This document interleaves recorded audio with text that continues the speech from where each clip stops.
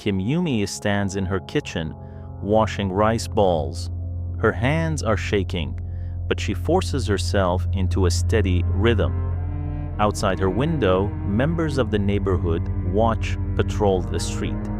A single wrong glance or a nervous gesture could betray her, because in exactly 6 hours, she and her family will attempt a deadly escape from North Korea across the open sea. The direct path to the south is an absolute death trap. The border is the infamous demilitarized zone packed with millions of landmines, high-voltage fences, and soldiers with strict orders to shoot to kill. Because of this, 99% of defectors choose the northern route. They cross the freezing Yalu and Tumen rivers into China on foot. Once in China, the real, grueling escape route begins. Defectors cannot just stay there. The Chinese government hunts them down and views them as illegal migrants. If caught, they face brutal deportation back to North Korea, leading to torture or public execution. To survive, they must navigate a secret, thousands of kilometers long trail through China. They travel completely in hiding, crammed into hidden compartments of trucks, bypassing massive facial recognition camera networks and moving from one safe house to another. They can go to Russia because Russia strictly deports refugees back to North Korea, while reaching Mongolia requires crossing the deadly Gobi Desert through heavily fortified Chinese border fences and thermal cameras. Because of that, most North Koreans try to go through China to Southeast Asia, where they must climb mountains and cross jungles into Myanmar, Vietnam, or Laos, and finally into Thailand. Thailand is the ultimate goal because the authorities there do not send North Koreans back to Pyongyang. Instead, they technically deport them directly to South Korea, where they finally receive citizenship and safety. But Kim Yumi took a completely different, even more terrifying gamble. She skipped this long land route entirely.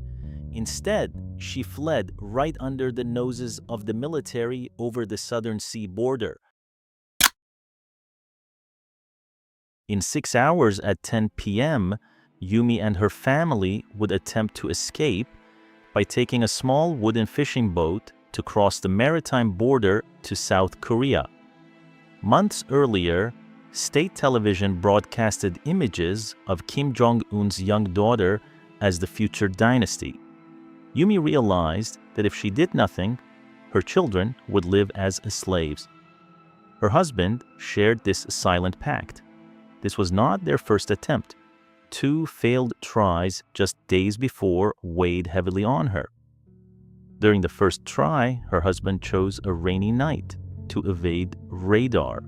The plan failed because Yumi's younger brother, the boat's captain, secured the vessel so thoroughly that they could not untie it in time. The next day, her husband took the risk of revealing the plan to his brother-in-law, pointing out South Korean airplanes crossing the sky. Her brother agreed to join, providing crucial knowledge of the sea terrain. Since then, they lived in constant agonizing anxiety. By 6 p.m., a storm began to gather. To Yumi's family, the wind and rain were their only savior. Inside, under a flickering light bulb, Yumi sat next to her children. She pointed to a line in her son's notebook, instructing him to write clearly. Inside her chest, her heart hammered loudly. She spoke of a tomorrow that would not exist in this house. The pages would remain on this table open, a relic of an abandoned life. Fleeing North Korea by sea strictly banned any preparation. Yumi could not pack a single item. No suitcases, no extra shoes. Anyone found with gathered belongings near ports was classified as an enemy of the estate. Yumi had to live as if nothing was changing. She left family photos on the wall, knowing that leaving her history behind was the only way to avoid destruction. At 7:30 p.m., her sister-in-law crept into the kitchen to fetch water. She was 8 months pregnant, and the physical toll combined with terror made her breathing shallow. Yumi wrapped her arms around her, pressing her face into her shoulder to muffle any sound, whispering fiercely that she was strong and must focus entirely on the shores of the South rather than letting fear take her breath away. At 9 p.m., the storm arrived in earnest and the electricity cut out completely, plunging the village into darkness. This was the signal. Yumi woke the children. They did not cry, having been trained to understand that silence was mandatory. Yumi dressed her children in several layers of clothing, explaining they were going on a boat ride and had to remain silent. This was their invisible luggage worn to survive the freezing winds of the open sea.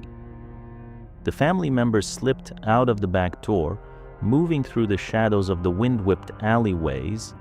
They reached the shoreline at 9:45 p.m., where a fragile 10-meter wooden boat tossed violently in the black waves. By 10 p.m., all 9 family members crawled into the cramped, damp hull of the boat. Yumi was accompanied by her husband, 2 children, mother, brother, brother-in-law, his pregnant wife, and her mother-in-law.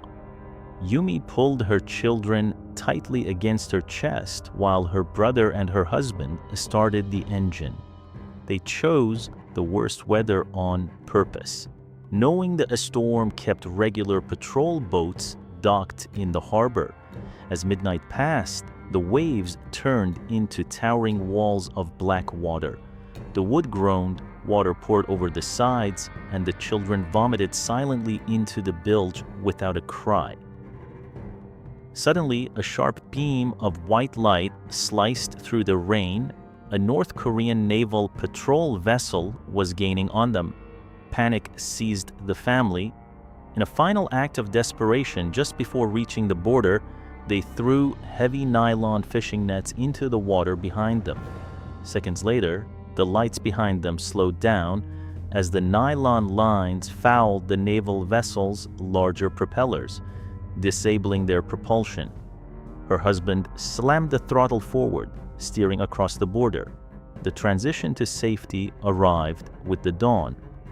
By 4 a.m., the storm receded, leaving a thick gray fog.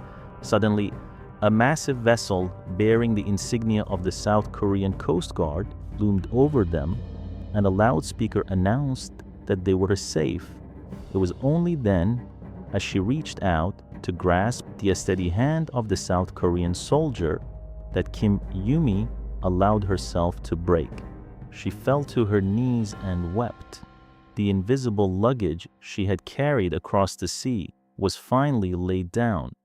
The normal life she had so painfully faked was gone forever. Her real life had just begun.